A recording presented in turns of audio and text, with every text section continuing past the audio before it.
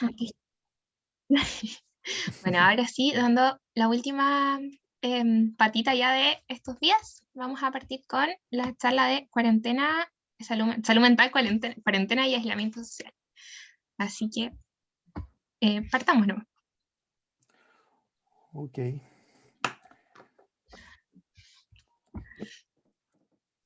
Buenos días. Quisiera comenzar agradeciendo la invitación que ustedes me hacen. Eh, debo reconocer que cuando recibí la invitación me sorprendió, em, porque cuando vi que era un día domingo en la mañana, ya pensé originalmente que yo dije, Vida se equivocó, ya. Estuve a punto de decirle, parece que hubo un error. Después advertí que además era los 3 días del fin de semana, digamos, ¿no? Em, Entonces, es realmente algo novedoso por una parte. eh, y agradecerles el hecho de que me hayan invitado, que pueda compartir este espacio con ustedes. Y espero que les pueda resultar de utilidad alguna de las ideas que me interesa transmitirles, ¿no? Voy a compartir la presentación.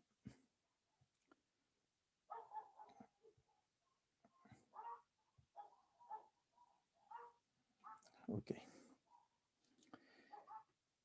Voy, a ver, insisto que este es un espacio sumamente original para mí. Esto de estar hablando acerca de estos temas un domingo en la mañana, la verdad que no estaba en mi registro.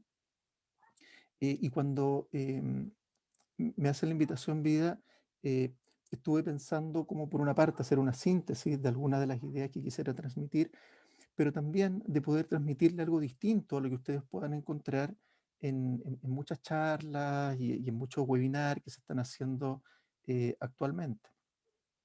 Así que espero que les resulte interesante. Quisiera comenzar con un breve cuento, ya que eh, refleja un aspecto central sobre lo que quisiera abordar. Dice, el activista social ardía en deseos de cambiar las estructuras de la sociedad. Me parece estupendo, dijo el maestro, pero lo que necesitamos no es solo la acción que propicia el cambio, sino la visión que permita hacerlo con amor. Así pues, según tú, el cambiar las estructuras es una pérdida de tiempo. De ninguna manera. El cambio de las estructuras puede proteger el amor, lo que no puede hacer es generarlo, dijo el maestro. Este es un cuento que narra Anthony de Melo en un libro que se llama Un minuto para el absurdo. Y quisiera eh, enfatizar acá esta distinción entre la acción y la visión, ¿no?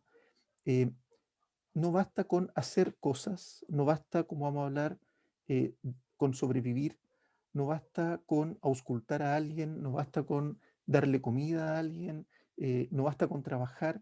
eh, es muy importante la visión que hay detrás, el cómo se hace, cuál es la emoción que subyace a esa acción. La misma acción se puede realizar desde distintas emociones y no es trivial la emoción con la que se hace y no es trivial la visión que subyace a esa acción, especialmente ya en un periodo de mucho cambio como en el que nosotros nos encontramos, ¿no? Y que es un tema central, ¿ya?, en lo que tiene que ver con lo que tradicionalmente distinguimos como lo mental y particularmente con lo que dice relación con la salud mental. Bueno, esto es un contexto, ¿ya?, un contexto general que quisiera compartir y de alguna manera es acerca de la salud mental en Chile, ¿no? Una de cada 5 personas ha tenido una enfermedad mental en el último año. Chile es uno de los países que más años pierde por concepto de discapacidad, siendo la enfermedad mental una de sus principales causas, de acuerdo a la encuesta nacional de salud del año 2009, esto es previo a la pandemia. En el año 2016, la OMS sitúa a Chile como uno de los países con mayor carga de morbilidad por enfermedades psiquiátricas, el 23,2%, siendo el trastorno depresivo mayor y el consumo excesivo de alcohol los que generaban más discapacidades. Una de cada tres personas mayores de 15 años presentará un trastorno psiquiátrico durante su vida, ¿no? El 33% de la población. Los femicidios frustrados, nosotros generalmente conocemos las cifras de los femicidios efectivos, ¿ya? Lo que no, en general no conocemos, y hay muchos, son los femicidios frustrados, ¿no? Eh, aumentaron en un 38,4%, ¿ya? Desde el año 2003 hasta el año 2019, ¿ya? Según datos ya del CERNAMEG. El 56% de los chilenos estima que su salud mental ha empeorado desde que comenzó la pandemia, ¿ya? Más de la mitad de la población. Este es el peor indicador de Latinoamérica y es el segundo a nivel mundial. Solo nos supera Turquía, ¿ya? Que llega al 61, 62, si mal no recuerdo. A nivel mundial, el 45% de los encuestados señalan tener una salud mental peor que hace un año atrás, ¿ya? Esto en el contexto, obviamente, de la pandemia, ya en una encuesta, ya, esta es una encuesta telefónica que hace Ipsos, una encuesta así muy, muy, muy fidedigna, digamos, ya muy científica, una encuesta telefónica, pero que muestra claramente un patrón, que es un estudio que encargó el Foro Económico Mundial, y un dato que seguramente ustedes conocen, es que la OMS recomienda que el 6% del presupuesto en salud se destine a salud mental, ¿ya? En Chile, el promedio histórico que se ha destinado es aproximadamente el 2%, ¿ya? Y hay que considerar, sí, que hay un aumento en el presupuesto para este año de aproximadamente un 300%, que esto lo va a compensar un poquitito. Y de hecho, ya médicos de la Universidad de Chile le solicitaron el año pasado al Ministerio de Salud, precisamente en el contexto de la pandemia, que se destinara aproximadamente, que Chile cumpliera en el fondo con esta recomendación de la OMS, ¿ya? Bueno, todo esto a modo de contexto, y es precisamente de lo que no voy a tratar en este tiempo, porque me parece que estos datos ustedes los pueden fácilmente acceder a ellos, digamos, ya buscándolo en la web, ¿ya? Quisiera, por lo tanto, ¿ya? Para que no sientan que este día domingo se está perdiendo el tiempo, digamos, quisiera invitarlos a mirar de una manera más amplia el tema de la salud mental, ¿no? Quisiera abordar tres temas básicamente: una breve historia de la mente, ¿ya? Emociones y salud, educación, conciencia social y bienestar. Eh, el devenir de Siqué, ya, y le puse esto de Mesopotamia a Chile, porque vamos a ver que Chile en este sentido tiene un rol bien importante a través de un par de científicos chilenos, digamos, que se han reconocido a nivel mundial. Remontémonos a 6.000 años atrás, 6.300 aproximadamente, ¿ya? En Mesopotamia, en el pueblo de Uruk, ¿ya? Que está allá al norte de la ciudad de Ur, ¿no? En el pueblo de Uruk aparece esta deidad que es An o Anu, ¿ya? Que es el dios del firmamento. Una explicación mítica, ¿ya? Que se dan las personas, ¿ya? De esta cultura Uruk, ¿ya? Para tratar de dar cuenta de cómo surge la vida, ¿no? Cómo surge la vida, ¿no? Y que es la base, este mito mesopotámico, es la base de lo que va a ser posteriormente el mito en la tradición judeo-cristiana que llega hasta nosotros a través del relato del Génesis, ¿no? Eh, la idea de Anu, este dios, habría soplado y con su soplo habría dado la vida, ¿ya? Y de ahí deriva ya la idea de ánima, en latín, ¿cierto? Alma, ¿ya? Y en griego psique, ¿no? Este soplo que da la vida y que, insisto, nos llega a nosotros a través de la cultura judeocristiana y también del mundo griego, ¿ya? Del mundo griego, donde se consideraba que era este soplo, este aire, este espíritu, ¿ya? Lo que hacía posible que los animales y que todo ser vivo se mantuviera con vida. Ahora, para los griegos, ¿ya? Particularmente Platón, Aristóteles, el alma ya no solamente daba la vida, sino que tenía que procurar que la vida se mantuviera, ¿ya? Y por lo tanto, para cumplir con ese objetivo, el alma tenía que pensar, el alma tenía que razonar. Por eso Aristóteles habla de esta alma racional, ¿no? El alma que es capaz de estimar el peso, que es capaz de evaluar, que es capaz de calcular para tomar decisiones. Vivir supone estar constantemente tomando decisiones. A nosotros se nos va la vida decidiendo, ¿ya? Entre una cosa y otra. Desde cosas tan banales como qué ropa nos ponemos, hasta el tipo de carrera que vamos a estudiar, vamos, no vamos a una fiesta, nos relacionamos, no nos relacionamos con ciertas personas, ¿ya? Tomamos una decisión, ¿ya? U otra, ya como recién el doctor Carrasco señalaba, el tema, por ejemplo, tan significativo como resulta la eutanasia. De ahí deriva la palabra mente, ¿ya? viene del latín mens, ¿ya? Y este del protoindoeuropeo men, que se refiere precisamente a pensar, ¿no? Entonces, cuando hablamos de alma, cuando hablamos de mente, espíritu, razón, ¿ya? Razón de ratio, ¿ya? De sopesar también, alude a la idea de ponderar las condiciones, ¿ya? De evaluar, de tomarle el peso. En el español el sopesar remite a este concepto original. Tomar el peso para escoger, ¿ya? Para escoger, ¿ya? Del leyere, ¿ya? Escoger la acción adecuada, ¿no? ¿Qué es lo que vamos a hacer? Y por lo tanto, cuando hablamos de la cognición, ¿ya? Del latín cognoscere, es fundamental, ¿ya? Conocer para elegir cuáles son las acciones posibles, ¿ya?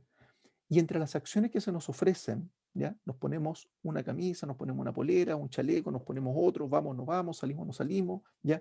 Eh, seguimos o no seguimos un determinado protocolo, una determinada pauta, ¿ya? Eh, supone la idea de que esta elección sea una elección adecuada, ¿ya? Y de ahí la idea del interlegere, ¿ya? Que supone inteligir y que da lugar a la idea de inteligencia. La inteligencia supone la conducta adecuada, por eso se habla, ¿no? Se ha hecho popular la noción de inteligencia emocional, ¿ya? El uso adecuado de las emociones, ¿no? En el siglo VI, entre el siglo VI, V antes de Cristo, ¿ya? Nos encontramos con varios personajes, ¿no? El siglo V fue, sexto, quinto fue un siglo eh, muy interesante en cuanto a los personajes históricos que habitaron el planeta.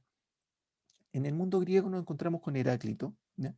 Que plantea la idea del devenir. ¿Ya? La realidad es dinámica, va a decir Heráclito, y seguramente habrán escuchado eh, esta idea de que nadie se baña dos veces en el mismo río, ¿no? Porque el agua fluye, ¿no? Y por lo tanto el agua que nos baña no es la misma y además la persona también eventualmente cambia. Heráclito entendía ya que la realidad era dinámica y se considera el padre de la dialéctica. En la misma época, en China, ya nos encontramos con Kung Tse, ya que es conocido como Confucio, ¿ya? El maestro Confucio. Y en la misma época también, en la India, al sur de China, está la figura de Siddhartha Gautama, que se va a convertir en el Buda histórico, el Buda Sakyamuni. Y ambos, ya, en realidad los tres, van a sostener esta idea de la impermanencia, ¿ya? Tanto en la tradición china, Confucio se va a inspirar mucho en el libro del I Ching, ya el libro de las mutaciones, de hecho, ¿ya? Y el budismo, un principio del budismo es precisamente la impermanencia, ¿ya? La impermanencia, todo fluye, todo cambia, ¿ya? Pero también en la misma época, en el mundo griego, ya lo que hoy día sería Italia, aparece Parménides. Y Parménides va a tener una idea totalmente distinta, ¿ya? Parménides va a ser de la idea de que lo relevante, lo importante es lo estable, ¿ya? Lo que no muta, lo que no cambia, ¿no?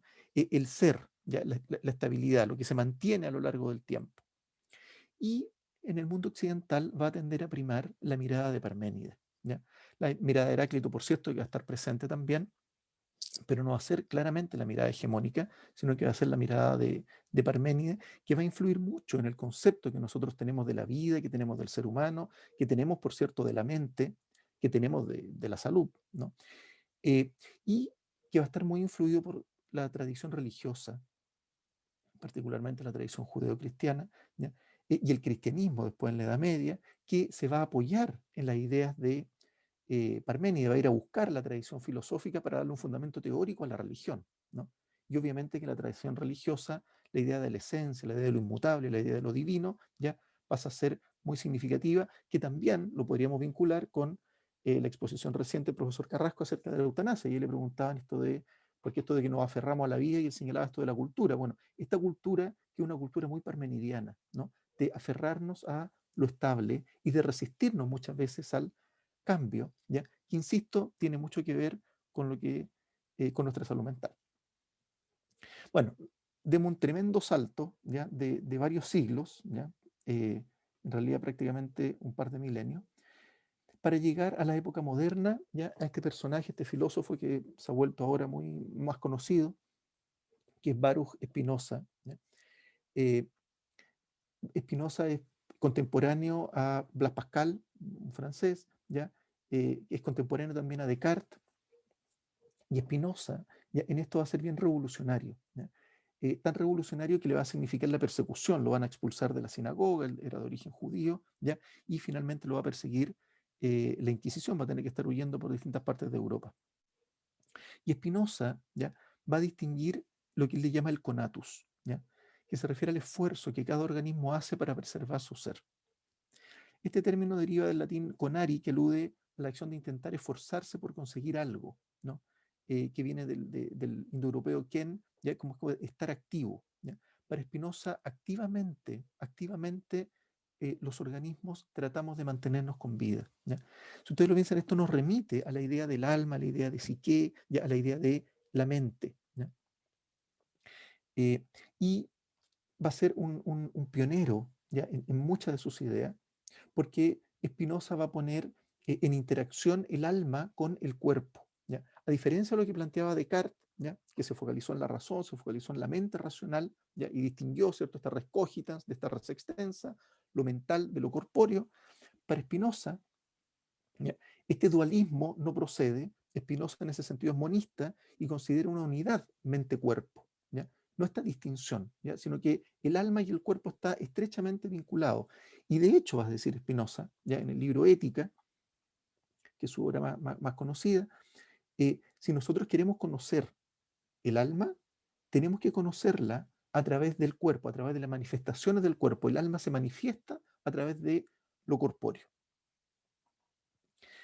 Y un neurocientífico contemporáneo muy reconocido, ¿ya?, que es el doctor Antonio Damasio, señala en un libro que se llama precisamente En busca de Spinoza, señala que la idea de Spinoza, de este filósofo, implica que el organismo se construye de manera que mantenga la coherencia de sus estructuras y funciones frente a las numerosas circunstancias que amenazan la vida, ¿ya?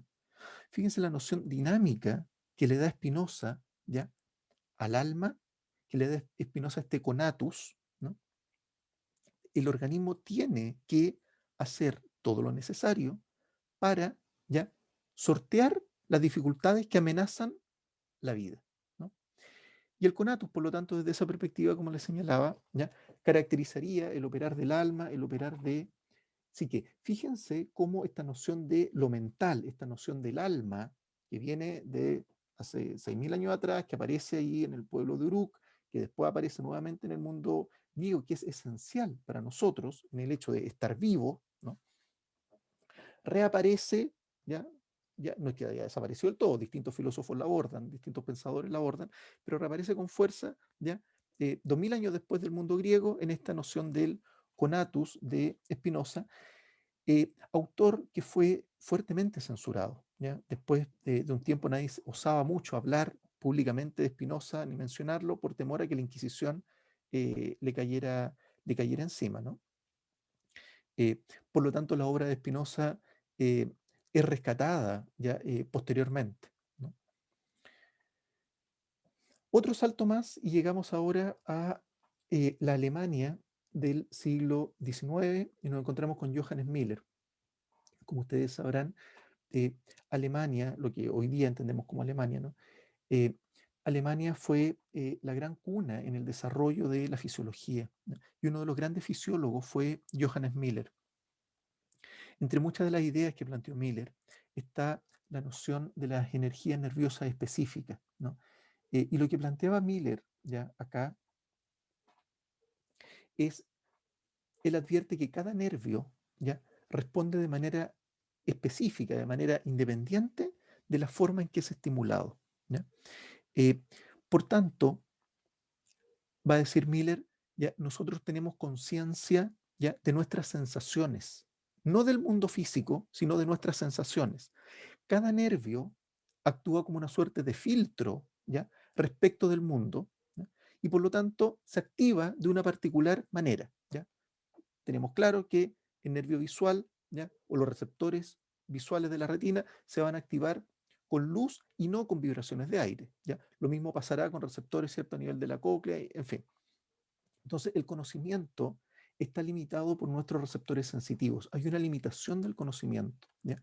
Y ahí está un concepto que va a ser bien importante, ¿ya?, que es la noción de determinismo estructural. Este es un protodeterminismo estructural, un determinismo estructural primitivo, ¿ya?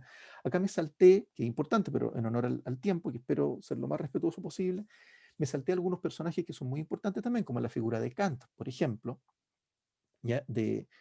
Kant va a fallecer en 1804 y su principal obra, Crítica a la razón pura, que precisamente le va a poner límites, ¿ya? A la razón, ¿ya? A esta idea de esta razón inmaculada, ¿ya? La obra la publica a fines del siglo XVIII, ahí por 1782, 1784 me parece, influido a su vez por Hume, ¿ya? Un empirista escocés muy, muy importante, ¿ya?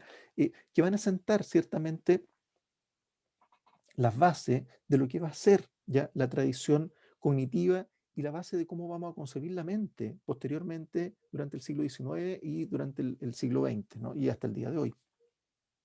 Kant va a hacer esta distinción entre el noumen, ¿no? El conocimiento en sí, la cosa en sí, y el fenómeno de cómo se nos aparece ya el mundo, ya cómo se nos aparece el mundo. ¿Ya? La razón tiene que interactuar con el mundo, ¿ya? Tiene que interactuar con las experiencias sensoriales, ¿ya? Y de esa síntesis va a emerger, ¿ya? El conocimiento como síntesis. Y por lo tanto la mente, la razón, lo mental, ya no está aislado, ya no es una entelequia aislada, abstracta, ¿ya? A través de la cual accedemos a la verdad universal, accedemos a la realidad, sino que esta razón, esta mente, tiene necesariamente que interactuar con el mundo. Por lo tanto, la cognición, la percepción resulta de una relación sujeto-objeto, ¿no? Vale. Después de Miller está Helmholtz, otro fisiólogo, no sé si les sonará, hizo aportes bien importantes en la fisiología, calculó la velocidad del impulso nervioso, planteó una teoría acerca del color y en el terreno más ligado al ámbito de la salud mental, digamos, de la psicología, planteó una teoría de la percepción, inspirado, por cierto, por la obra de Miller y también por Kant, que había que hacerle un chapó a Kant en Alemania, no era un gigante de la filosofía, ¿no? Y lo que va a señalar Helmholtz es que las sensaciones, ¿ya? Es aquello que resulta de la interacción del sistema nervioso con el entorno, pero estas sensaciones automáticamente y de manera inconsciente el organismo, ¿ya? Le agrega las experiencias previas, ¿ya? A través de un proceso que le llama inferencia inconsciente, ¿ya? Entonces hacemos una síntesis entre las sensaciones y nuestras experiencias previas y de ello resulta la percepción. La percepción, por lo tanto, es diferente de las sensaciones. Sensación y percepción no son lo mismo, ¿ya? Porque la percepción supone la participación activa del sujeto y la integración con las experiencias previas de este, con la historia, con la cultura. Discípulo de Helmholtz, al menos ayudante en su laboratorio, ¿ya? Fue Wilhelm Wundt, fisiólogo también alemán. En la época, ¿cierto? Los fisiólogos, ustedes saben, eran los médicos, ya no había medicina, fisiología, los fisiólogos eran los médicos. Fisiólogo, también conocedor de la filosofía, y lo que va a hacer Wundt es precisamente integrar estos dos mundos, ¿no? De la fisiología con la tradición filosófica, idea que ya estaba en Helmholtz, ¿ya? Eh, para, de hecho, fundar lo que va a ser la psicología. La psicología surge de esta síntesis entre la fisiología y la filosofía. Y lo que le va a agregar Wundt ya en su laboratorio, que lo va a fundar ahí en la Universidad de Leipzig en 1879, es la estructura anatómica, ¿ya? Va a decir, la estructura anatómica actúa como un primer filtro, ¿ya? Posteriormente, de ello dependen nuestras sensaciones, le agregamos las experiencias previas y de ello resulta la percepción. Entonces, toda percepción, todo conocimiento, ¿ya? Supone una síntesis creativa que es para Wundt el objeto de estudio de la psicología y que es resultado de la actividad mental. Pero lo que quiero que ojalá quede claro es que esta actividad mental ya no es una entelequia abstracta. Esta actividad mental se apoya, descansa en la actividad corporal, en la actividad del organismo, en la fisiología, ¿no? No se entiende la mente sin un cuerpo, ¿ya? Entonces, lo que se empieza a dar, particularmente en el siglo XIX, con el desarrollo de la fisiología, con Miller, Helmholtz, Wundt y con algunos de los pensadores que les voy a señalar ahora, es lo que se conoce como el giro corporizado de la mente o la corporización del alma, ¿no? Esta mente, que era una cosa abstracta, etérea, espiritual, ¿ya? Empieza a corporizarse, ¿ya? Y empieza a encontrar su base, su fundamento en el operar del cuerpo. Y en esto, un pensador muy importante va a ser, ¿ya? Ciertamente que el Tata Friedrich Nietzsche, quien va a denunciar, ¿ya?, el error que él considera hereditario de la filosofía, que es su carencia de sentido histórico, ¿ya? Acá hay otro personaje, que no lo mencioné, que es Charles Darwin, que en el siglo XIX, ciertamente unos años antes, había publicado El origen de la especie, la idea de la evolución, ya que revolucionó ciertamente la biología, revolucionó la ciencia, ya también las ciencias sociales, por lo demás, digamos, ya, sí, un tema también interesante. Eh, y por lo tanto, Nietzsche va a hacer una síntesis creativa, Nietzsche va a integrar estos desarrollos de la tradición filosófica, los desarrollos de la fisiología, particularmente de Helmholtz, ya la tradición de Darwin, y va a señalar que en la manera que hemos tenido de entender lo humano, de entender lo mental, ¿ya?, la filosofía ha fallado, y ha fallado porque ha carecido de sentido histórico, ¿ya? Ha dejado de lado el devenir de Heráclito, ¿ya?, y se ha focalizado en una suerte de ser, una suerte de esencia que no muta, que no cambia, que se mantiene exactamente igual a lo largo del tiempo, ¿no? El conocimiento, dice Nietzsche, supone un devenir, ¿ya? Y hay que asumir el cuerpo, dice, y en esto Nietzsche tiene una frase que dice, por mis venas corre la sangre de Spinoza, dice Nietzsche, ¿no? Eh, Asumiendo esta dimensión planteada, insisto, eh, por Spinoza, ¿ya?, respecto de la relevancia del cuerpo, la relevancia de los deseos, la relevancia de las pasiones, ¿ya?, que va a ser el foco de Spinoza. El cuerpo, dice Nietzsche, tenemos que asumirlo como el centro de gravedad, ¿ya? Eh, no está el centro de gravedad en un alma incorpórea, ¿ya? En este cuento del alma, en este cuento del espíritu que nos han contado y que nos han desviado, ¿ya? Es un error absurdo, va a decir Nietzsche, ¿ya? Es una patraña, de hecho, señala en un texto, concebir, ¿ya?, el alma de esta manera, de una manera incorpórea, ¿ya?, de una manera estable, ¿ya? Eh, el cuerpo es el centro, ¿ya? Y este cuerpo es un cuerpo histórico, ¿ya? Es un cuerpo al que le han pasado cosas y es resultado no solamente de la evolución, lo que nosotros entendemos como el desarrollo ontogenético, el desarrollo de cada cual, sino también resultado de un desarrollo filogenético que tiene millones de años. Por lo tanto, no hay hechos eternos, no hay verdades absolutas, ¿ya?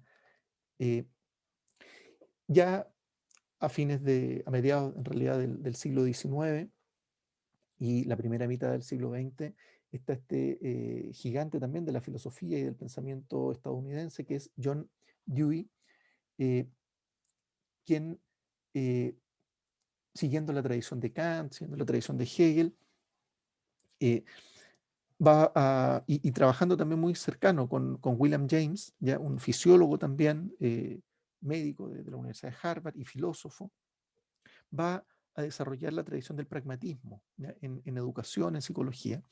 Y Dewey dice, la afirmación de que los individuos viven en un mundo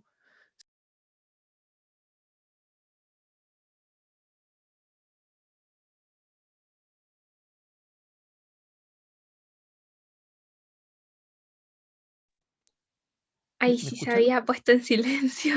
Sí, me parecía que tú me habías silenciado por algo. Pensé Ay, que había perdón, pasado fue algo. sin querer, ¿No? a lo Ah, mejor. ya, ok, ok. ¿Ya? ¿Estamos bien entonces? ¿Sí? Sí, todo bien. Ok, ya. Entonces les decía que Dewey señala que los individuos viven en un mundo, significa que vivimos una serie de situaciones, ¿ya? La noción de dinámica, la noción dialéctica, ¿no? Una experiencia siempre es lo que es porque tiene lugar una transacción entre un individuo y lo que en el momento constituye su ambiente, ¿no? Esto está muy vinculado con lo que va a ser también la tradición fenomenológica, la tradición existencialista y el concepto del Dasein de Heidegger, ¿no? Eh, y llegamos a Chile, ¿ya? Llegamos a Chile, siglo XX, ¿ya? Eh, los años 60, 70, el concepto de autopoiesis, y aquí eh, aprovechamos también de rendir un homenaje a la obra de Humberto Maturana, que falleció recientemente, el 6 de mayo pasado, y también a Francisco Varela, que en 5 días más se cumplen, el 28 de mayo, se cumplen 20 años de su fallecimiento, ¿no? Ambos desarrollaron este concepto de la autopoiesis, ¿ya? Concepto que claramente estaba en ciernes en la obra eh, de Spinoza con su concepto del conatus, ¿no? Lo que va a hacer Maturana, lo que va a hacer Varela, y en eso van a ser eh, geniales, ¿no? Y van a obtener reconocimiento a nivel mundial, es darle un fundamento biológico, ¿no? A estas ideas que hemos estado señalando y particularmente, ¿ya? A la caracterización de lo vivo, ¿no? Dice, una unidad autopoietica supone una red o sistema metabólico capaz de transformar elementos de su entorno en componentes del propio sistema, haciendo posible la mantención de este proceso distribuido en el tiempo y conformando así la identidad del mismo, ¿no? Y este es un proceso que toda célula realiza, ¿ya? Y es lo que caracteriza a todo organismo vivo, ¿ya? El ser un sistema autopoiético que se hace a sí mismo. Maturana, en esta misma línea, basándose en estos trabajos de la autopoiese, ¿ya? Plantea que los seres vivos somos sistemas determinados estructuralmente, ¿ya? Y ojo acá con la relación con el trabajo de Johannes Miller, ¿ya? De fisiólogo de principio del siglo XIX, ¿no? Toda la energía específica. ¿Qué implica esto del determinismo estructural? La estructura siempre determina, ¿ya? Lo que un organismo admite como una perturbación o como una interacción destructiva, ¿ya? Todo lo que nos ocurre es resultado del estado dinámico de nuestra estructura corporal, ¿no? Y Varela, ¿no? Lleva estas ideas también al ámbito de la inmunología, que es uno de los terrenos que él exploró y en los cuales trabajó, ¿ya? Y publicó en el año 1998 con otro par de científicos, ¿ya? Un texto, ¿ya? Donde va a proponer un cambio, entre comillas, revolucionario, ¿ya? A la mirada clásica que se tenía del sistema inmune. Y él propone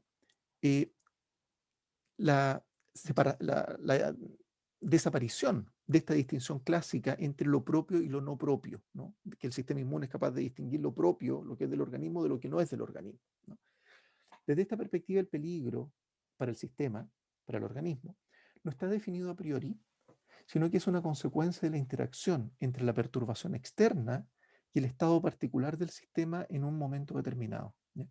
Esta concepción, que primero fue muy revolucionaria y fue muy criticada, ¿ya? Posteriormente empezó a ser aceptada por algunos personajes importantes, digamos, en el ámbito de la inmunología, y de hecho, ¿ya? Hoy día claramente esto lo tenemos, ¿ya? Con la respuesta que presenta el sistema inmune frente a enfermedades como el COVID, ¿no?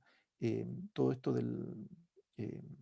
la tormenta, ¿cierto?, de las citoquinas, por qué en algunos casos se produce, por qué no, ya, bueno, en fin, podríamos hablar acerca de esto del determinismo estructural y la importancia que tiene en la salud mental, ¿no? Y de hecho va a aparecer después próximamente también con respecto a las emociones. Bueno, eso como una manera histórica, algunos conceptos que quisiera poder transmitirles. Respecto a emociones y salud, ¿no? Hoy día la ciencia confirma eh, que lo que nos mantiene con vida son estos estados dinámicos de nuestro cuerpo, ¿ya? El cuerpo supone un metabolismo, ¿ya? Supone una serie de estados dinámicos, ¿ya? Procesos recursivos, ¿ya? Eh, y estos estados dinámicos del organismo que definen lo que hacemos y no hacemos en un momento dado es lo que distinguimos nosotros como emociones, ¿ya? Por tanto, eh, a toda conducta siempre, siempre subyace un estado emocional, ¿no? A veces nosotros decimos que nos emocionamos, ¿ya? O que esta es una persona que no tiene emociones, ¿no? Siempre, siempre estamos operando desde un determinado estado emocional, seamos o no seamos conscientes de ello, ¿no? Porque estas emociones, insisto, remiten al estado dinámico del organismo, al operar del organismo, al metabolismo, ¿ya? Que tenemos en un momento determinado, porque es muy dinámico, las emociones cambian de un momento a otro. Y por lo tanto nuestra conducta, nuestras acciones, a diferencia de lo que planteaba ya la tradición racionalista, el Tata Descartes, en fin, no dependen solo de la razón. Y esto es algo que nos ha costado mucho comprender, que no lo tenemos muy asumido, ¿ya? Para la cultura pop, ya nuestra conducta depende de la razón, de esta alma racional, ya esa es una idea, una concepción que hemos cultivado durante milenios, ¿ya? Ha sido el discurso hegemónico por lo demás hasta el día de hoy, ¿ya? En el ámbito de la economía, la idea eh, del consumidor como agente racional, ¿ya? Todavía opera a pesar de todos los artículos, papers, investigaciones que se han hecho al respecto, ¿ya? Sin embargo, todavía creemos que nuestra conducta obedece a la razón, ¿ya? a pesar de que la ciencia hace ya rato ha demostrado que nuestra conducta fundamentalmente obedece a nuestros estados emocionales, a nuestros estados corporales, ¿no? Y Maturana entiende, ¿cierto?, las emociones como estos estados del organismo que definen el ámbito de acciones o relaciones, ¿ya?, en las que nosotros participamos. ¿Cuál es el dominio de acciones? Dice, ¿ya? Si actuamos de una manera o actuamos de otra, ¿ya?, eso depende del estado emocional en el que nos encontremos. Podemos actuar, tener la misma acción a partir de distintas emociones, por supuesto, pero cambia el tipo de acción.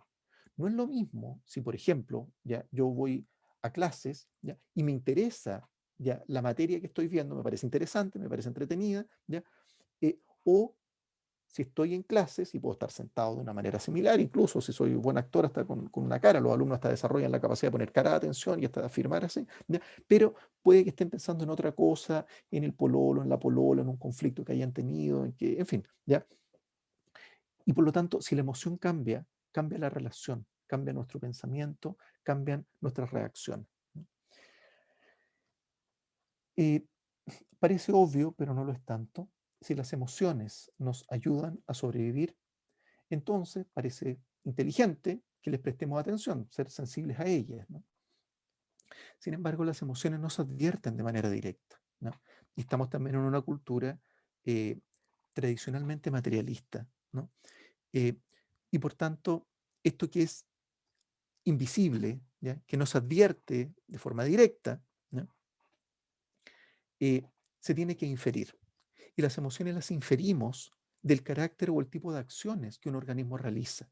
Yo infiero el estado emocional a partir de cómo la persona o el organismo se comporta, ¿no?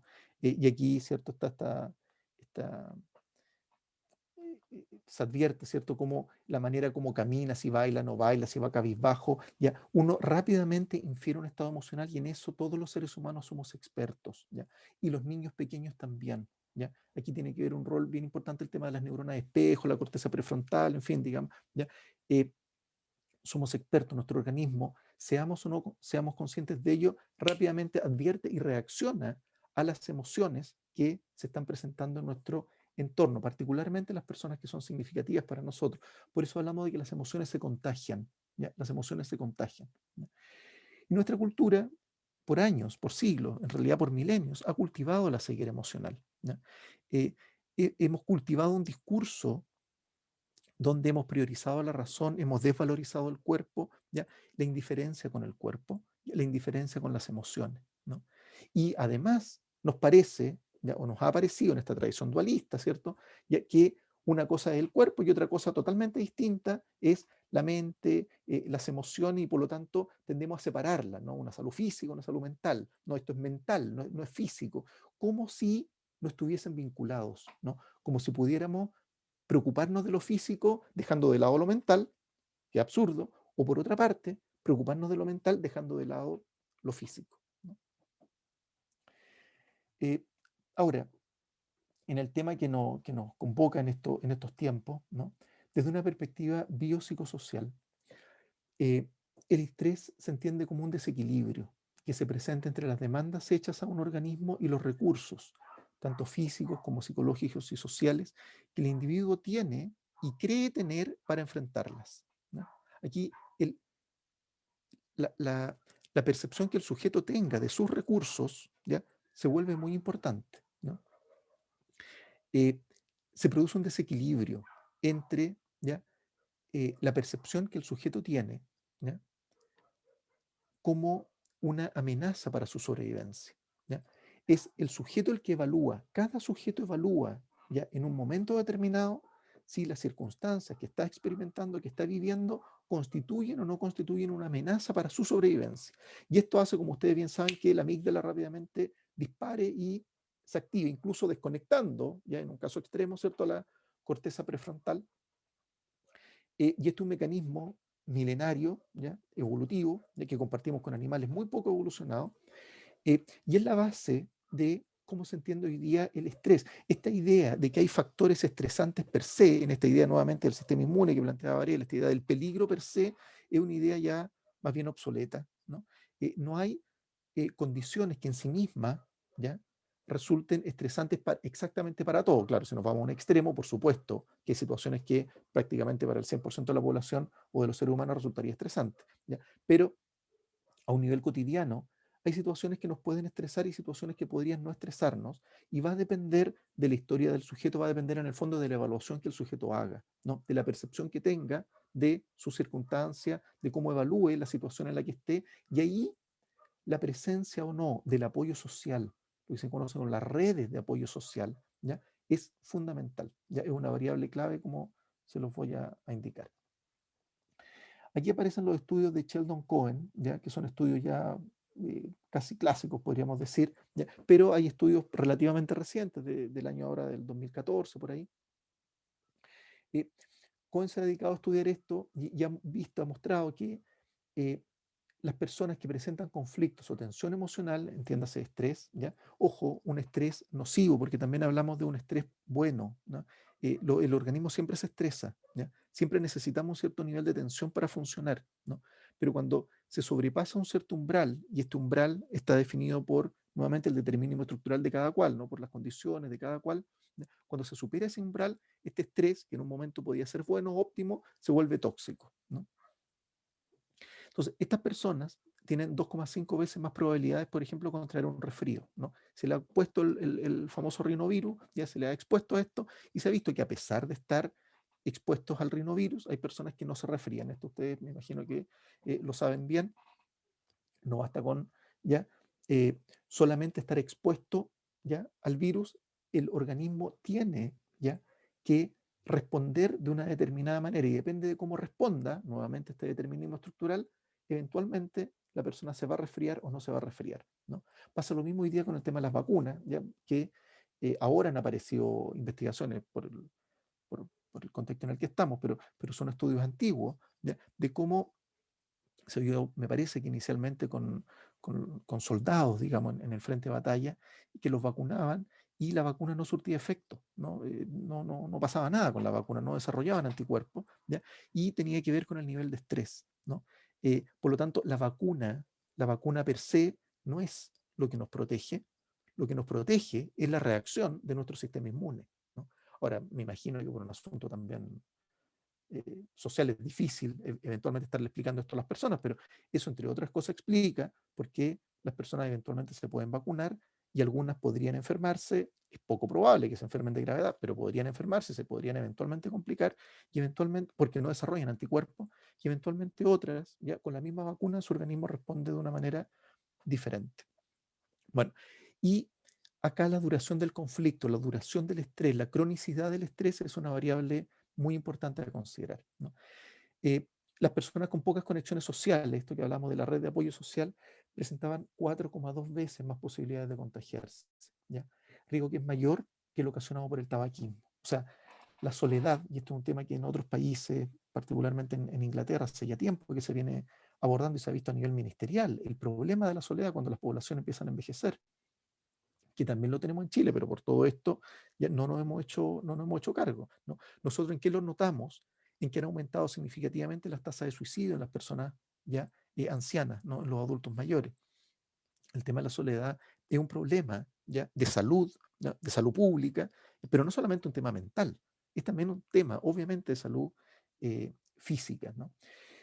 Eh, bueno, entonces, la falta de apoyo social o la conformación de redes de apoyo social, y ahí el tema de la amistad, el tema de la pareja, el tema de la familia, se vuelve fundamental ya para poder prevenir trastornos y para poder potenciar la salud de la población, ¿no? Bueno, y por último, estamos en el... Uy, perdónenme, ya, les prometo que me quedan 2 minutos, ¿ya? Eh, educación, conciencia social y bienestar. Muy breve. La idea de educación, ¿ya? El día viernes, Paola habló acerca hablaron ahí, Paola mencionó algo acerca de educación, ¿ya? Educación de la salud, promover ya condiciones de salud, prevención en salud, todo tiene que ver finalmente con educación, ¿ya? Y la palabra educación, bueno, viene del latín educere, con el sentido de extraer o sacar, ex ducere, ¿ya? La guía, la orientación desde el interior, ¿no? Y la palabra ducere deriva del indoeuropeo deu, que se refiere a guiar, orientar, ¿no? La educación supone una guía, pero una guía que se da en la interacción, que se da en la relación con un otro, ¿no? Para Dewey, la experiencia educativa, ¿no? Nosotros siempre tenemos experiencia, pero ¿qué hace que una experiencia sea educativa?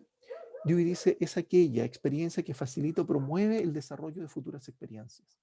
Y obviamente que lo más básico de lo básico, es, ¿ya?, experiencias que hagan posible la sobrevivencia. Ustedes recuerden que la orden del día para todo organismo vivo es mantenerse con vida, ¿no? Entonces, educar para que un organismo pueda sobrevivir autónomamente es fundamental. Y eso no solamente lo hacemos los seres humanos, uno lo ve en los mamíferos en general, ¿no? El enseñar a cazar, etcétera, digamos, ¿ya? Entonces, a nivel social, la educación es lo que hace posible la mantención de la especie, ¿no? De alguna manera, si lo pensamos en términos históricos, sociales, históricos, culturales, la educación es una continuidad de la autopoiesis, ¿no? Es un cachirulo de la autopoiesis, ¿no? No es posible la autopoiesis, no es posible la mantención de la vida humana, ¿ya?, de nuestra especie, sin la relación social, sin la guía, sin la orientación de otro animal, en este caso de otro Homo sapiens sapiens, que nos señale el rumbo y que nos señale el camino. La palabra conciencia, ¿ya?, que se usa tanto, ¿no?, también llega del latín con scientia, cum scientia, con el significado de tener y compartir un conocimiento, un saber, ¿ya? Se nos olvida muchas veces que la palabra conciencia, la raíz es ciencia, ¿ya? Ciencia, del latín cire, ¿no?, de dividir, de separar, ¿no? Supone un saber.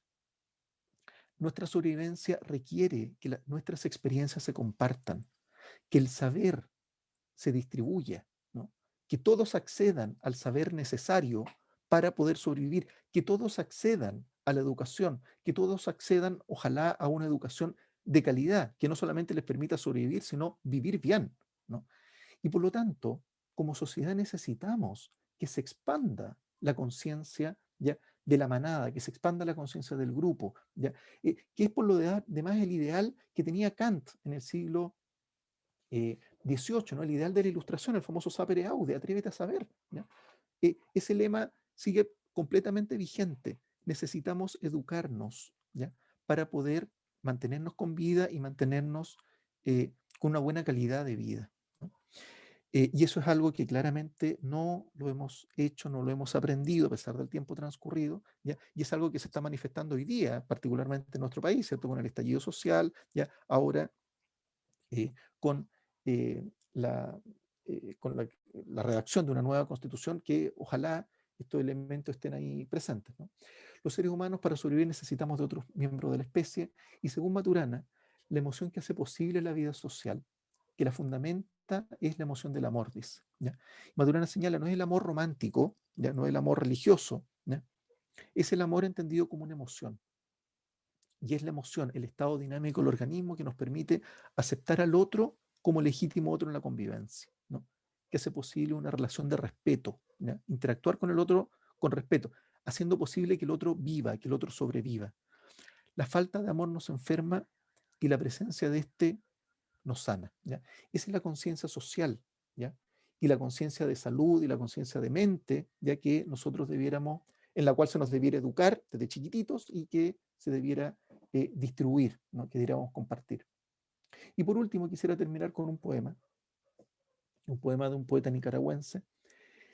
Dice Cipriano: yo pienso que el alfabetizador no es solo el que enseña a leer libros de ciencias, historia, filosofía y de tantas cosas exóticas de que habla la gente. Hermano, yo pienso que alfabetizar es enseñar a leer en los ojos el dolor de los pueblos, la enfermedad de los niños, la angustia de la mujer que para en la calle, la tos del minero que escupe y mancha de sangre, la estatua de la libertad neoyorquina. Hay que aprender a leer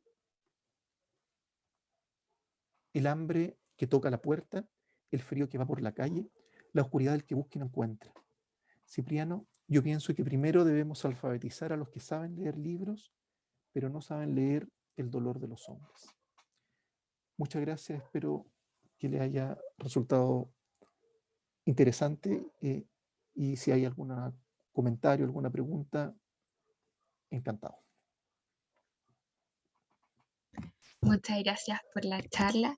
En verdad estuvo súper entretenida. Ah, qué Así bueno. que, no, y todo súper bien con el tiempo, así que no se preocupe. No sé si Ah, alguien qué tiene bueno. alguna pregunta, la puede escribir por el chat también, o hacerla por el micrófono, o algún comentario al respecto.